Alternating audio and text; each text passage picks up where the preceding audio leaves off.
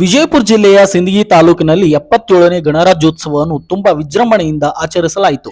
ನಗರದ ತಾಲೂಕು ಕ್ರೀಡಾಂಗಣದಲ್ಲಿ ಎಲ್ಲ ಇಲಾಖೆಯ ಅಧಿಕಾರಿಗಳು, ಸಿಬ್ಬಂದಿ, ವಿವಿಧ ಶಾಲಾ ಕಾಲೇಜಿನ ವಿದ್ಯಾರ್ಥಿಗಳ ಸಮ್ಮುಖದಲ್ಲಿ ತಹಶೀಲ್ದಾರ್ ಕರಿಯಪ್ಪ ಬೆಳ್ಳಿಯವರು ಧ್ವಜಾರೋಹಣ ನೆರವೇರಿಸಿದರು.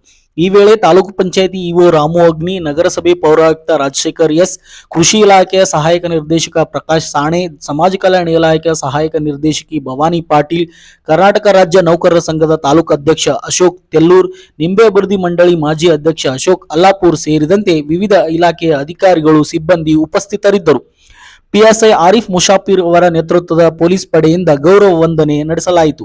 ಮೈದಾನದಲ್ಲಿ ಪೊಲೀಸ್ ಇಲಾಖೆ, ಅಗ್ನಿಶಾಮಕ ಇಲಾಖೆ, ಅರಣ್ಯ ಇಲಾಖೆ, ಸ್ಕೌಟ್ ಅಂಡ್ ಗೈಡ್ಸ್ ಹಾಗೂ ಸರ್ಕಾರಿ ಮತ್ತು ಖಾಸಗಿ ಶಾಲೆಯ ವಿದ್ಯಾರ್ಥಿಗಳಿಂದ ಪಥಸಂಚಲನ ನಡೆಸಲಾಯಿತು.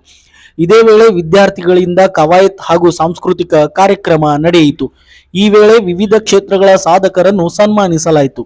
ತಾಲೂಕು ಪಂಚಾಯಿತಿ ಇಒ ರಾಮೋಜಿ ಅಗ್ನಿ ಸ್ವಾಗತ ಮಾಡಿದರು. ತಹಶೀಲ್ದಾರ್ ಕರಿಯಪ್ಪ ಬೆಳ್ಳಿ ಅಧ್ಯಕ್ಷೀಯ ಭಾಷಣ ಮಾಡಿದರು. ಕಾರ್ಯಕ್ರಮದಲ್ಲಿ ತಾಲೂಕಿನ ಜನತೆ, ಶಿಕ್ಷಕ, ಶಿಕ್ಷಕಿಯರು, ಮಾಜಿ ಸೈನಿಕರು, ಮಹಿಳಾ ಮುಖಂಡರು ಸೇರಿದಂತೆ ಅನೇಕರು ಭಾಗವಹಿಸಿದ್ದರು.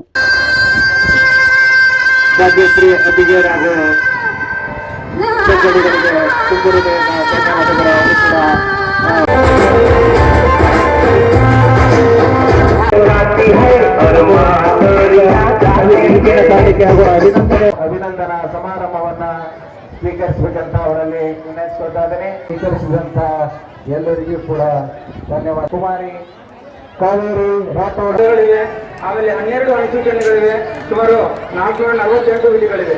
ಕಾಲಕ್ಕೆ ತಕ್ಕಂತೆ ಇದುವರೆಗೂ 106 ಅದಕ್ಕೆ ತಿದ್ದುಪಡಿಗಳಾಗಿವೆ. ನಮ್ಮ ಭಾರತ ದೇಶವು ಒಂದು ಸಾರ್ವಭೌಮ, ಸಮಾಜವಾದಿ, ಧರ್ಮ ನಿರಪೇಕ್ಷಿತ ಹಾಗೂ ಪ್ರಜಾಸತ್ತಾತ್ಮಕ ರಾಷ್ಟ್ರವಾಗಿದೆ.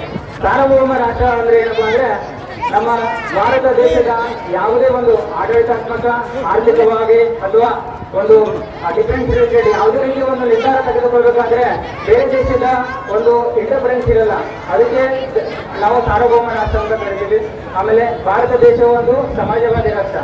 ಸಮಾಜವಾದಿ ಅಂದ್ರೆ ನಮ್ಮ ಭಾರತ ದೇಶದಲ್ಲಿರುವ ಪ್ರತಿಯೊಬ್ಬ ಪ್ರಜೆಗಳನ್ನು ಒಂದು ಸಮಾಜದ ಒಂದು ಮುಖ್ಯಗಟ್ಟೆಗೆ ತರಬೇಕಾಗಿ ಅಲ್ಲಿ ಭಾರತ ದೇಶದಲ್ಲಿರೋದ್ರಿಂದ ಎಲ್ಲ ಸಂಪತ್ತನ್ನು ಎಲ್ಲರಿಗೂ ಹಂಚಿ ಈಕ್ವಲ್ ಡಿಸ್ಟ್ರಿಬ್ಯೂಷನ್ ಆಫ್ ರಿಸೋರ್ಸಸ್, ಆಮೇಲೆ ಯಾವುದೇ ಒಂದು ಅವರು ಸಾಮಾಜಿಕವಾಗಿ ಮುಂದೆ ಬರಬೇಕಂತ ಹೇಳ್ಬಿಟ್ಟು ಈಗ ಹಿಂದುಳಿದ ವರ್ಗದವ್ರಿಗಾಗಿರ್ಬೋದು, ಆಮೇಲೆ ಪರಿಶಿಷ್ಟ ಜಾತಿ, ಪರಿಶಿಷ್ಟ ಪಂಗಡ, ಆಮೇಲೆ ಇತರೆ ವರ್ಗದವರಿಗೆ ಅವರಿಗೆ ಒಂದು ರಿಸರ್ವೇಶನ್ ಕೊಟ್ಟದ್ದು, ಅವರನ್ನು ಎಲ್ಲರಂತೆ ಸಮನಾಗಿ ತರಲು ನಮ್ಮ ಸಂವಿಧಾನದಲ್ಲಿ ಅವಕಾಶಗಳನ್ನು ಕಲ್ಪಿಸಿಕೊಳ್ಳಲಾಗಿದೆ.